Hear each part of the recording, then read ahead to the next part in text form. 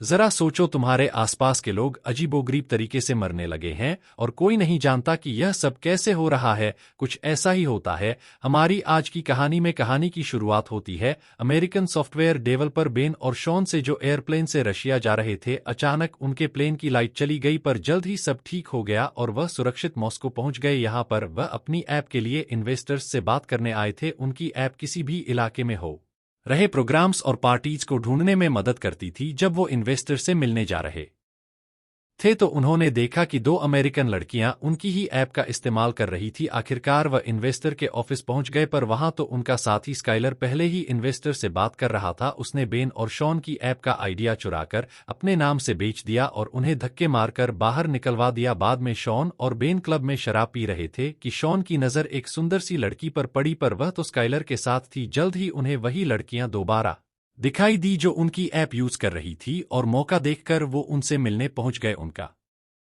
नाम एनी और नेटली था। वो चारों मिलकर पार्टी करने लगी कि अचानक क्लब की लाइट चली गई और सबके फोन बंद हो गए। शहर के लोग बाहर सड़कों पर आ गए और उन्होंने आसमान में पीले रंग का धुआं देखा। अचानक वह चमकने लगा और जल्द ही पीली रोशनी की छोटी छोटी बॉल्स जमीन की तरफ बढ़ने लगी। एक बॉल शॉन के ग्रुप के पास आ गई और सभी डर कर पीछे हट गए। यह रोशनी अब बिल्कुल थोड़ी थोड़ी दिखाई दे रही थी। एक पुलिस वाले ने अपने डंडे से उसे छुआ, पर अचानक रोशनी ने उसे खींच कर भस्म कर दिया। चारों ओर हाहाकार मच गया और जल्द ही कई रोशनी वाली बॉल्स ने सैकड़ों लोगों की जान ले ली। शॉन का ग्रुप और कई लोग दौड़कर क्लब में घुस गए, पर उस रोशनी ने सभी खिड़कियां तोड़ डाली। असल में रोशनी नहीं, बल्कि अजीबोगरीब जीव थे जिन्हें इंसानों को छोड़कर सब कुछ ग्रे दिखाई देता था। जल्द ही वो रोशनी सबको खींचकर भस्म करने लगी, पर अचानक किसी ने शराब में आग लगाकर बोतल उसकी ओर फेंकी और वह जीव पीछे हट गया। जल्द ही स्काइलर भी क्लब में घुस गया और फिर शॉन का ग्रुप छिप हुए स्टोर रूम में पहुंचा। बाहर वो रोशनी बेरहमी से लोगों की जानें ले रही थी। अचानक कोई दरवाजा पीटने लगा तो नेटली ने देखा कि ये स्काइलर था। उसने स्काइलर को अंदर आने दिया और सभी कई घंटों तक अंदर ही छुपे रहे। यहाँ काफी खाना मौजूद था, जिस वजह से उन्हें कोई दिक्कत नहीं आई, मगर जल्द ही चिंता के मारे उनके बीच बहस छिड़ जाती थी। अब उन्हें यहाँ छिपे हुए 5 दिन हो गए और अब खाना खत्म होने ही वाला था। पिछले 27 घंटों से बाहर से कोई आवाज नहीं आई थी, इसीलिए उन सब ने बाहर निकलकर यूएस एम्बेसी तक पहुंचने का फैसला किया। बाहर उन्होंने देखा कि हर तरफ सन्नाटा था और हर जगह गाड़ियां खड़ी थी। वो यूं ही सड़कों पर आगे बढ़ने लगे, पर तभी अचानक उन्हें एक आवाज सुनाई दी। ये एक रशियन दादी थी, पर उसकी भाषा पांचों में से किसी को नहीं आती थी। आखिरकार चलते चलते वो एक पुल तक पहुंचे जिसके उस पार यूएस एम्बेसी थी, लेकिन वो पुल बीच में से टूट गया था। अब वह चलते फिरते नदी को पार करने का रास्ता ढूंढने लगे। अचानक उन्हें रेड स्क्वायर पर एक पुलिस की गाड़ी दिखाई दी तो स्काइलर और दोनों लड़कियां पास ही में छुप गए, लेकिन बेन और शॉन दौड़ते हुए गाड़ी तक पहुंचे। उन्हें ट्रंक में से एक नक्शा और एक बंदूक मिली। तभी उन्होंने देखा कि एक कुत्ता किसी अदृश्य चीज पर भौंक रहा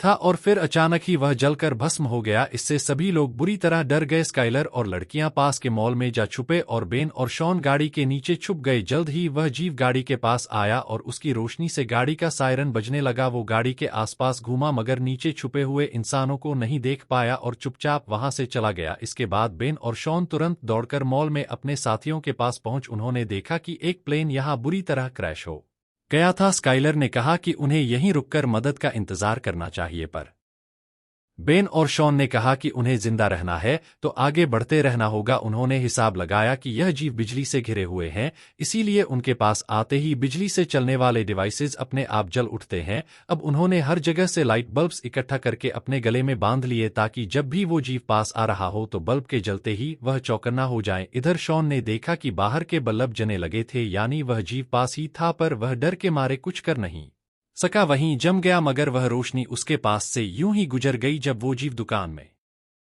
घुसा तो नेटली भागी नहीं। शॉन ने उसे खींच कर वहीं जम जाने को कहा। एक बार फिर से वो चीज उन्हें बिना कुछ कहे पास से गुजर गई। तब शॉन को समझ आया कि वह कांच के पीछे खड़े हैं और उस जीव की बिजली की किरणें कांच के आर पार नहीं जा सकती, शायद इसीलिए वो उन्हें नहीं देख पाया। इसके बाद वो मॉल से निकलकर जैसे तैसे यूएस एम्बेसी पहुंच बचे, पर वो बिल्डिंग पूरी तरह बर्बाद हो चुकी थी। दरवाजे पर हजारों गोलियां बिखरी पड़ी थी। तभी स्काइलर को एक राइफल मिल गई। अब स्काइलर दरवाजे पर रखवाली के लिए रुका और बाकी सब अंदर की तलाशी लेने गए पर वो बिल्डिंग पूरी तरह खाली थी। फिर वह कंट्रोल रूम में पहुंचे जहां उन्हें सारे मामलों की रिपोर्ट्स मिली। इस रोशनी के हमले के 3 मिनट तक दुनिया भर में खबरें आती रही और उनके मुताबिक ज्यादातर शहरों पर कब्जा हो चुका था और इंसानों के पास इस रोशनी का सामना करने के लिए कोई हथियार भी नहीं था, अंडरग्राउंड होने के अलावा और कोई चारा नहीं था। वहीं एक पिंजरे में एक रेडियो था और शॉन ने उसे ऑन भी किया पर रशियन भाषा किसी को समझ नहीं आई। इसके बाद सबने देखा कि बाहर पीली रोशनी की कई बॉल्स शहर में चारों ओर तबाही मचा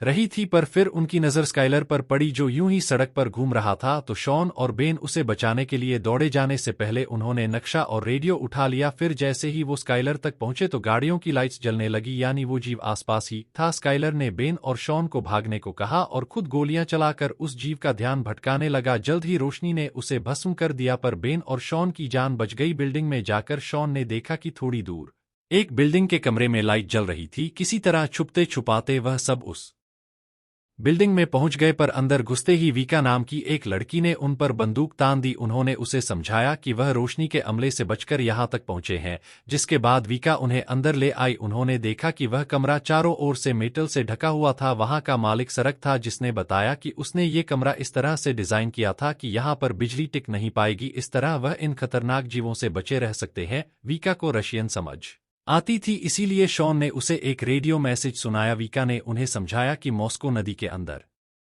एक सबमरीन है और जितने भी लोग कल सुबह तक वहां पहुंच जाएंगे उन्हें बचाकर एक सुरक्षित जगह पर पहुंचा दिया जाएगा। फिर सर्ग ने बताया कि सबमरीन को भी इसी कमरे की तरह तैयार किया गया है, जिससे वह रोशनी दूर रहे। अब उन सब ने मिलकर सबमरीन तक पहुंचने का फैसला किया। सबसे पहले वीका नेटली एनी बिल्डिंग में से जरूरत का सामान ढूंढने निकले। उधर सर्ग ने बेन और शॉन को अपनी बनाई माइक्रोवेव बंदूक दिखाई जो उन जीवों के चारों ओर से बिजली की परत हटाने की ताकत रखती थी। जल्द ही उस जीव की नज़र लड़कियों पर पड़ गई और वह बिल्डिंग में घुस आया। तीनों लड़कियां तुरंत कमरे की ओर भागी और ऐन वक्त पर अंदर घुस भी गई, पर जल्दबाजी में दरवाजा ढंग से बंद नहीं हुआ। अचानक वह जीव अंदर घुस गया और लड़कियां एक कांच के टेबल के पीछे छुप गई। तभी रिग ने अपनी माइक्रोवेव बंदूक से हमला करके उस रोशनी को फ्रीज कर दिया और बिजली के पीछे छिपा हुआ उसका चेहरा सबको दिखाई देने लगा। अब सबको समझ आ गया था कि ये अजीबोगरीब सी रोशनी असल में खूंखार एलियंस थे जो धरती पर इंसानों का नामो निशान मिटाने आए थे। बदकिस्मती से इसका असर कुछ ही पलों के लिए रहा और एलियन ने एक बार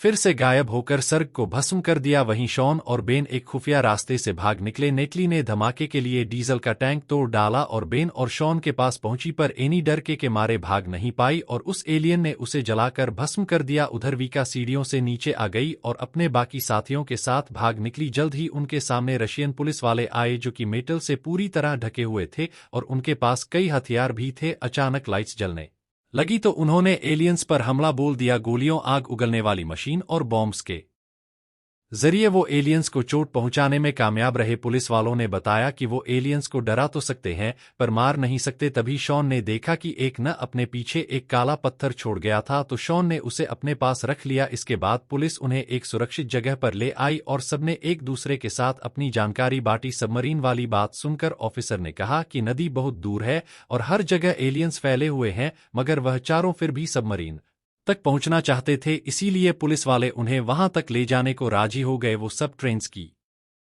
सुरंग से गुजर रहे थे कि अचानक वहां एलियंस आ गए। अंधेरे में वह जैसे तैसे एलियंस से छिपने लगे, पर वीका एक पिलर के पास फंस गई। तब ने उसे धक्का देकर पटरी पर फेंक दिया, पर इस चक्कर में एलियन ने उसे पकड़कर भस्म कर दिया। इससे शॉन को काफी गहरा सदमा लगा, पर वह जैसे तैसे सुरंग से बाहर आ ही गए। आखिरकार वह नदी तक पहुंचे जहां एक कश्ती में बैठकर वो सबमरीन को ढूंढने लगे। अब उन सब ने अपने मरे हुए साथियों का शोक मनाया। अचानक एक पत्थर की वजह से उनकी कश्ती वहीं रुक गई और सबने बाहर आकर देखा कि तेज रोशनी का बवंडर धरती से मेटल्स और कई कीमती चीजें खींच रहा था। तब उन्हें एहसास हुआ कि एलियंस धरती से मिनरल्स चुराने आए हैं। तभी उनकी नजर सबमरीन पर पड़ी, पर अचानक उनके सामने वाली बिल्डिंग तहस-नहस होकर उनके ऊपर गिरने लगी। इससे वो सभी पानी में गिर गए, पर अंत में शॉन, वीका और एक ऑफिसर तैर कर सबमरीन तक पहुंच गए। शॉन ने देखा कि नेटली अब भी गायब थी। उसने जैसे तैसे सबमरीन के कैप्टन को नेटली के लिए थोड़ा इंतजार करने के लिए मना लिया और खुद पुलिस वालों के साथ नेटली को ढूंढने निकल पड़ा। चलते चलते उन्होंने अपने फोनस पटरियों के पास फेंक दिए।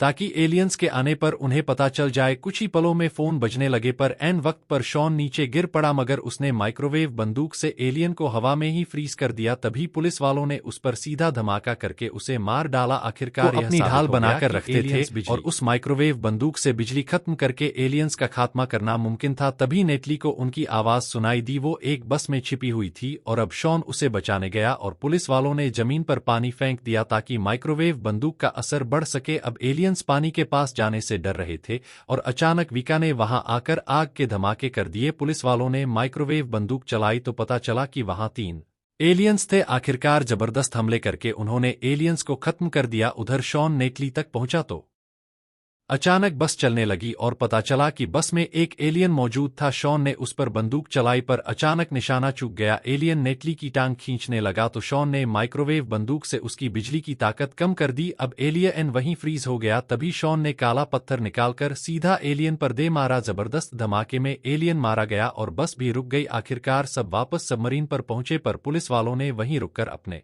देशवासियों की रक्षा करने का फैसला किया। जल्द ही सबमरीन निकल पड़ी और नेटली ने अपनी मां का मैसेज देखा। तभी सबको रेडियो पर कुछ ग्रुप्स की खबर सुनाई दी जो मिलकर एलियंस का सामना कर रहे थे। सबमरीन में मौजूद सभी लोगों ने ऐसे ही ग्रुप्स के साथ मिलकर एलियंस के खिलाफ जंग में हिस्सा लेने का फैसला किया। अगर वीडियो पसंद आई तो लाइक कर देना, चैनल को सब्सक्राइब कर देना। मिलते हैं अगली वीडियो में।